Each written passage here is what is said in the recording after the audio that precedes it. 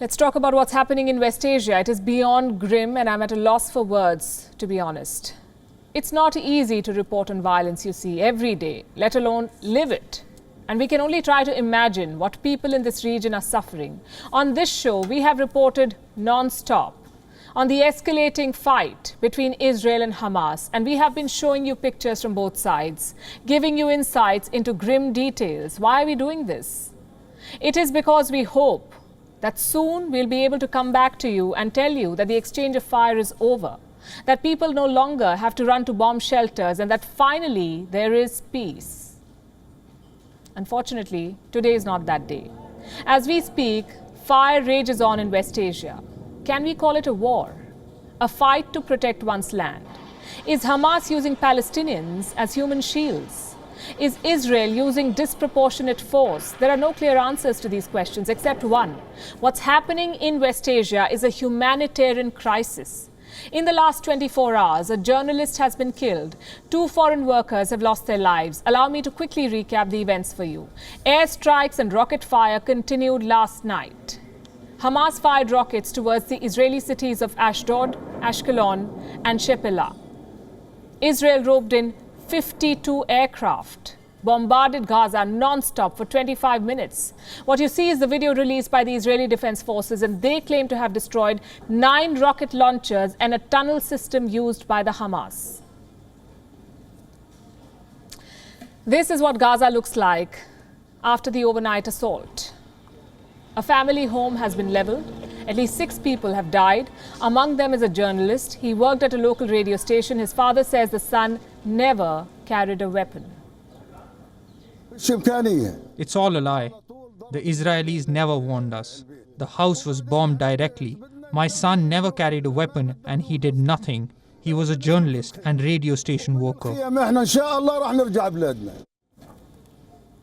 On the Israeli side, 2 workers from Thailand have died. They were struck by incoming rockets.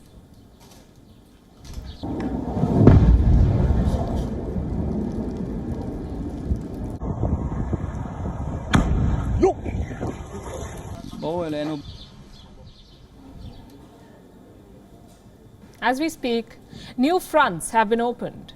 The fight spread to the Mediterranean this morning. This, what you see, is the Israeli Navy firing off the coast of Gaza. There is also a parallel offensive online. Rockets are being fired on social media. Let me show you. This is the official Twitter handle of the State of Israel, and here's what it has been tweeting. Rockets, and then some more. It says, and I'm quoting, "Just to give you some perspective, these are the total number of rockets shot at Israeli citizens." It goes on to say, every rocket has an address. What if the address was yours? Hashtag Israel under attack. In another tweet, Israeli Prime Minister Benjamin Netanyahu said, if democracies attack Israel instead of Hamas, they will be rewarding terrorism. Netanyahu recently also addressed some foreign envoys. The Prime Minister had a PowerPoint presentation for them. Take a look at this. We try to target those who target us with great precision. That is not as surgical an operation as it is. Even in a surgical room in a hospital, you don't have the ability to prevent collateral damage around the affected tissues. Even then you can't. And certainly in a military operation you cannot. But there is no army in the world that does more than the Israeli army, in the Israeli security services, in Israeli intelligence, to prevent collateral damage. Promises of precision and preventing collateral damage cannot undo what's already done. We've spoken at length about how the ongoing violence has taken its toll on children. More than 62 children have been killed in the conflict so far. The ones who escaped the rockets and airstrikes have been traumatized for life.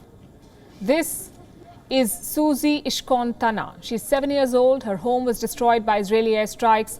She saw her siblings and mother die. Suzy too was buried under the rubble. She was rescued 2 days ago.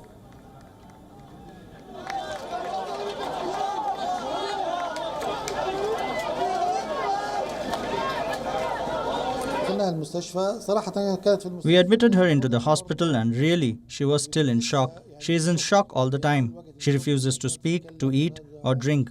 Even with the father beside her, I think she will still be tired. There are so many children like Susie whose lives have been turned upside down in the last 1 week on both sides. Experts believe it will be really tough to get the children to forget what they've experienced. Hundreds of thousands of children in Gaza are suffering every day from fear and anxiety and loss of sleep, of nightmares. I'm seeing this also with my own children, with the sounds of explosions and what they see on TV and on the phones of what's happening around. The sounds of explosions are very loud. The children are not used to this. My children, for example, cry and run to hide. It's very hard to get them to sleep. They're always attentive, listening to what's happening outside, paying attention and asking questions. Why is this happening? Is this going to end soon? Are we going to die? Are we going to die? Imagine children asking these questions. Imagine children being put through this and their trauma being exploited for propaganda. That's another problem. It's the most unfortunate thing in the world, and it happens routinely here. This is the fourth major conflict between Israel and Hamas, and it's the people who are once again paying the price for it. At least 231 people have died so far, 219 in Palestine, 12 in Israel, 58,000 Palestinians displaced.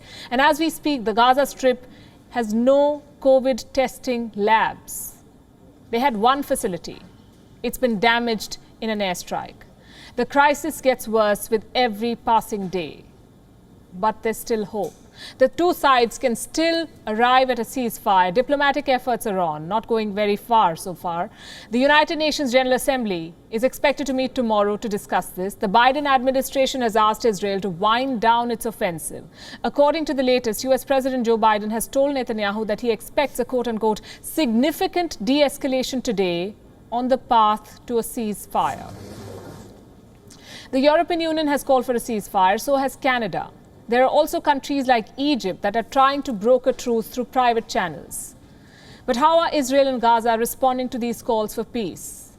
In his latest address to the media and to these diplomats that he spoke to, Prime Minister Netanyahu made no mention of halting the airstrike.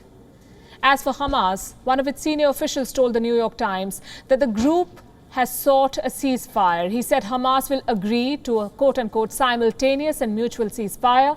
Israel has denied this report, as has a faction of the Hamas. So in short, there is no peace in sight 10 days into this fighting. WION is now available in your country. Download the app now and get all the news on the move.